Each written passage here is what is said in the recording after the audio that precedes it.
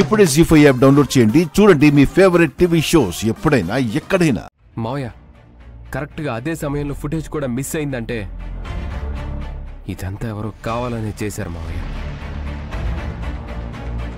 ఇప్పటికైనా మీకు అర్థం అవుతుందా?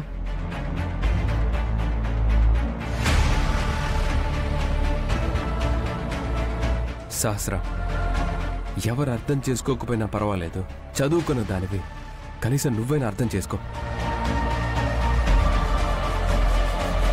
నేను లక్ష్మి దగ్గరికి థ్యాంక్స్ చెప్దామని వెళ్ళాను. బయటకు వచ్చే లోపే ఎవరో బయట డోర్ లాక్ చేశారు. ఫోన్ చేసి మాట్లాడదామంటే నా ఫోను, లక్ష్మి ఫోను రూమ్లో కూడా లేవు.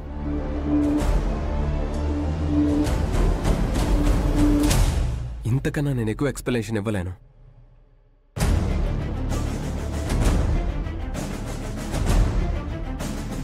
చూడు సహస్ర, లక్ష్మి కూడా నీలాగే సాటి ఆడది. తన గురించి నోటికొచ్చిన మాటలు మాట్లాడే ముందు ఒక్కసారి ఆ నోటిని అదుపులో పెట్టుకొని ఆలోచించడం నేర్చుకో.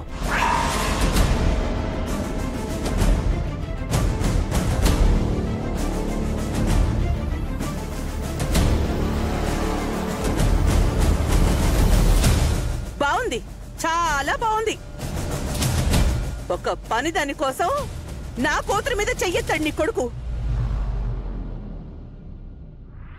ఈ ఇంట్లో నాకు నా కూతురికి ఇంత అవమానం జరిగాక ఇంకా మేమిక్కడే ఉంటే మా చెప్పుతో మేమే కొట్టుకున్నట్టుంటుంది. ఈ రెండు కుటుంబాలు కలుపుతామంటే మేము వచ్చాం. నిన్ను విహారిని కలిపి ఆ ఆశ నెరవేర్చుకోవాలనుకున్నాం. కానీ అది ఎప్పటికీ జరగదని నాకు బాగా రుజువైంది.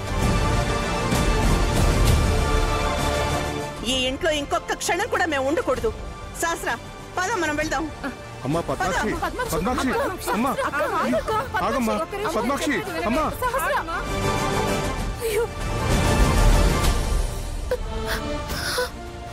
అయ్యో,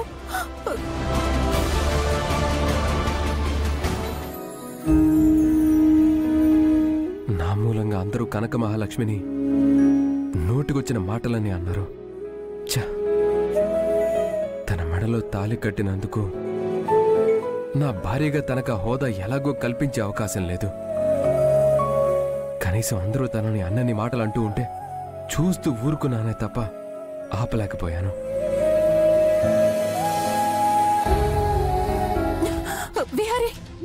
అమ్మా, ఏమైంది? ఎందుకు అంతలా ఆయాసపడుతున్నావు? పద్మాక్షి, సహస్ర వాళ్ళు వెళ్ళిపోతామంటున్నారా? నువ్వన్న మాటలకి బాధపడినట్టున్నారు. నువ్వు సహస్రం మీద చెయ్యెత్తినందుకు వాళ్ళ మనసులో నొచ్చుకున్నట్టున్నాయిరా. పద్మాక్షి, ఇదేమన్నా బాగుందా? మరి నీ మనోడు చేసింది ఏమైనా బాగుందా?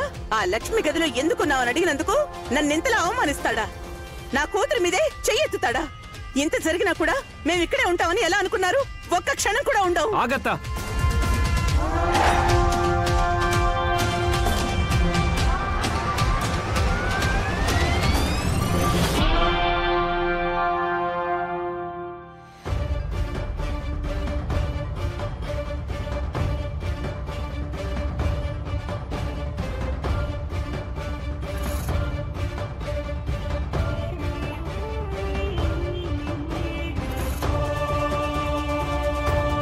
అత్త, నన్ను అర్థం చేసుకుంటారని అనుకున్నాను.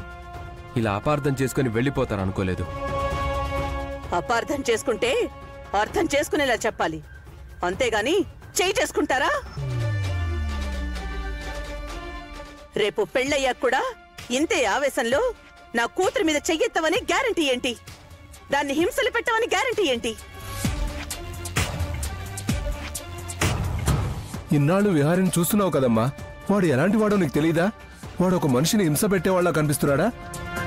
అందరూ మొదట అందంగానే కనిపిస్తారు నాన్న, ఆ తర్వాతే కదా అసలు రూపం తెలిసేది. విహారి గురించి నువ్వు తప్పుగా ఆలోచిస్తున్నావక్క. వాడు ఉండే పద్ధతి, పెరిగిన విధానం నీకు తెలియక ఇలా మాట్లాడుతున్నావు. వాణ్ణి చిన్నప్పటి నుంచి చూసిన దానిలా చెప్తున్నాను. విహారి చాలా మంచివాడక్కా. మంచేవాడో ముంచేవాడో మన చుట్టూ ఉన్న పరిస్థితులే నిర్ణయిస్తాయి. ఇన్ని రోజులు నా అల్లుడు గొప్పవాడనే అనుకున్నాను. కానీ ఈ రోజు నా కూతురి మీద చెయ్యి ఎత్తేసరికి తెలిసింది గొప్పవాడు కాదని, విహారి కూడా తప్పుడు వాడేనని. నువ్వు ఆవేశంలో ఉన్నావు కదా, అందుకే వాడి గురించి తప్పుగా అంచనా వేస్తున్నావు. నువ్వు మాట్లాడుకో.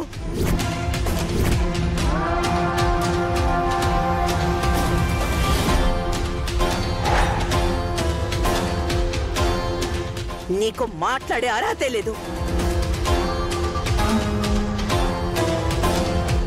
ఇప్పటికైనా ఇంట్లో వాళ్ళంతా విహారీని అసహ్యించుకునే పరిస్థితి వస్తే బావుండు.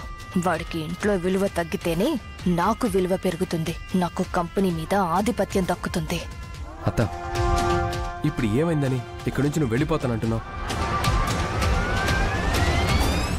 జరిగిందేంటో మీకు క్లియర్గా చెప్పాను కదా, అయినా మీరు నమ్మదలుచుకోలేదా? ఇంకా మీరు అనుమానంగానే ఉన్నారా? నువ్వు చెప్పిన కహానీలన్నీ నమ్మాలా వద్దా అన్నది కాదు నా సమస్య. నా కూతురి మీద ఎందుకు చెయ్యెత్తావన్నది నా సమస్య. నా కూతురి మీద నేను నా భర్త ఎప్పుడు చెయ్యెత్తలేదు, కనీసం కోపంగా కూడా చూడలేదు. అలాంటిది నువ్వు నా కూతుర్ని కొడదామనుకున్నావా? అది కూడా ఆ పని మనిషి లక్ష్మి కోసం. చూడత్తా, అక్కడ లక్ష్మీయే కాదు, ఇంకెవరున్నా నేను అలాగే రియాక్ట్ అయ్యేవాడిని. ఎందుకంటే తను కూడా ఒక ఆడపిల్ల.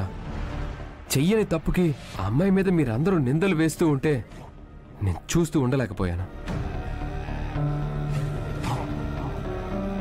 సహస్రం నోటి వెంట అలాంటి పదాలు రావడం నేను తట్టుకోలేకపోయాను.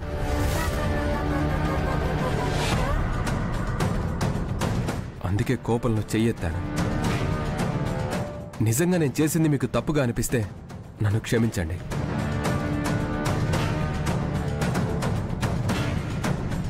క్షమించమని చెప్పిన ఆ ఒక్క మాట నువ్వు చేసిన పనిని తుడిచేయలేదు కదా బావా.